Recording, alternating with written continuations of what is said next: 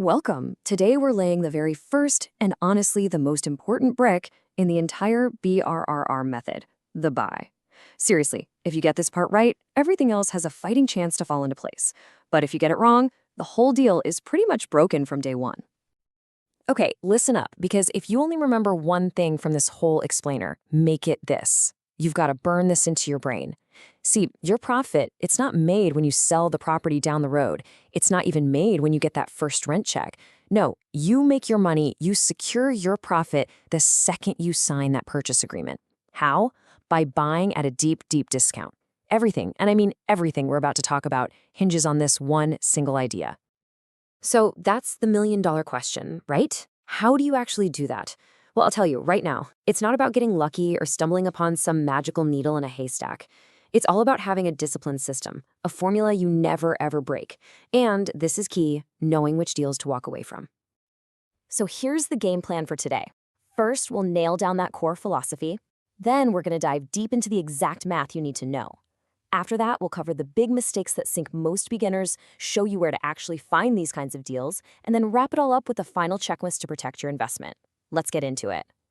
All right, first things first, the golden rule. This is the bedrock of the buy phase, and it's simple. You have to look for the properties that scare everyone else away. The whole goal here is something called forced equity. See, we're not just buying a house and hoping the market goes up over time. No way. We are creating value from the get-go by buying a distressed property for way, way less than it's going to be worth after we fix it up. You're basically buying problems. You know, the leaky roof, the ugly 70s kitchen, the questionable plumbing. Why? Because those problems are exactly what gives you the discount and the opportunity. Okay, so let's get into the nitty-gritty. To make sure you're buying right every single time, you need a formula. And this isn't just a guideline. Think of it as a mathematical shield that protects your entire investment. It's called the maximum allowable offer, or MAO for short. All right, I know what you're thinking. That looks like a whole lot of math, maybe a little intimidating, right? But stick with me here. Don't worry. We're going to break down every single part of this formula piece by piece until it's second nature for you. This equation tells you the absolute highest price you can pay for a property and still have the BRRRR strategy work. First up, ARV. That stands for after repair value.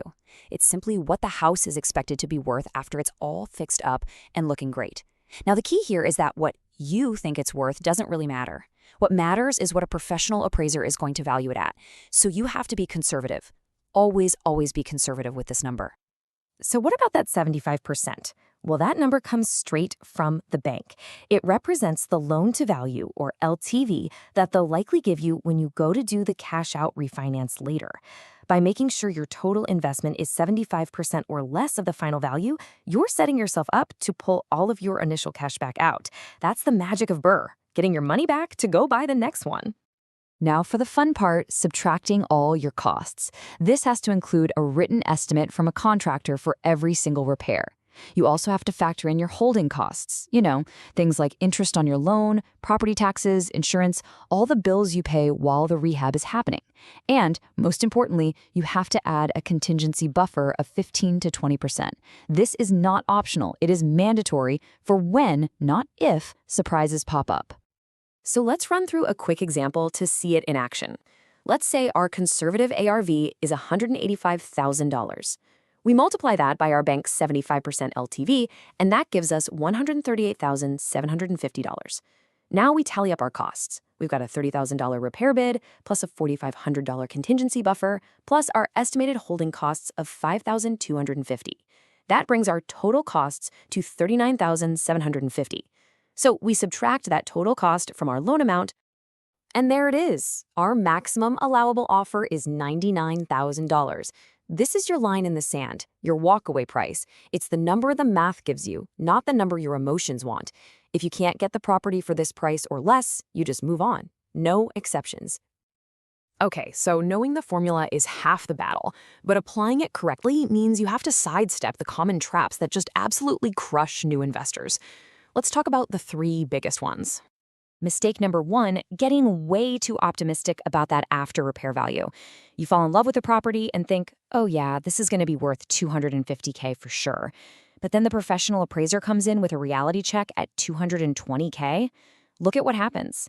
At a 75% LTV, you're suddenly short over $22,000 that you were counting on getting back from the bank. That is a painful, painful mistake. So how do you avoid that? Discipline. Pure and simple. You have to analyze the deal just like an appraiser would. That means finding 3 to 5 recent, truly comparable sales, comps, in the immediate area. And if you're ever on the fence, just be more conservative. Trust me, it's so much better to be pleasantly surprised by a high appraisal than to be financially devastated by a low one. All right, the second deal killer is underestimating the rehab budget. So the contractor gives you a bid for 25 grand. Everything looks good. But then they start opening up walls and find a mess of old wiring or maybe some hidden mold. Suddenly, your final bill is $38,000. If you didn't have a buffer, that extra 13 grand comes straight out of your pocket and can completely wreck your returns. So the solution is to plan for the worst and hope for the best. Always, always get a detailed, written, itemized bid. Then you automatically add that 15 to 20% contingency buffer right on top, no matter what. And here's a pro tip for you. Have your future property manager do a walkthrough with the contractor. They are absolute wizards at spotting potential problems that you or the contractor might miss. And the third classic mistake, just completely forgetting about holding costs. For the, 6 to 9 months it might take to renovate and rent out the property, you're still on the hook for loan interest, property taxes, insurance, and utilities. Forgetting to bake in those $5,000, $6,000, $7,000 can absolutely wipe out any profit you thought you had. All right, so you've got the rules, you've got the math. But where on earth do you actually find these distressed properties that even make sense for the BRRRR method? Let's get into that right now. Well, you've got to hunt where most people aren't looking. These deals aren't usually sitting pretty on the MLS. This chart gives you a pretty good idea of the mix. A big chunk comes from building relationships with real estate agents who specialize in working with investors. The rest is usually an even split between connecting with wholesalers and doing your own direct marketing to find sellers who need to sell quickly. Now, this is a really important mindset shift you need to have. You have to get comfortable with the fact that you might analyze 20, 30, maybe even 50 properties just to find one that actually works.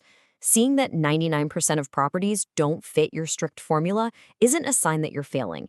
It's a sign that your system, your filter, is working perfectly. We have covered a ton of ground. So to bring it all home, let's run through one final non-negotiable checklist. This is basically your last line of defense before you commit and sign on the dotted line. Okay, before you buy, you have to be able to check every single one of these boxes. Is your ARV backed up by solid, recent comps? Check. Do you have a written, itemized bid from your contractor in hand? Check. Are all your costs, including that critical contingency buffer, calculated and accounted for? Check.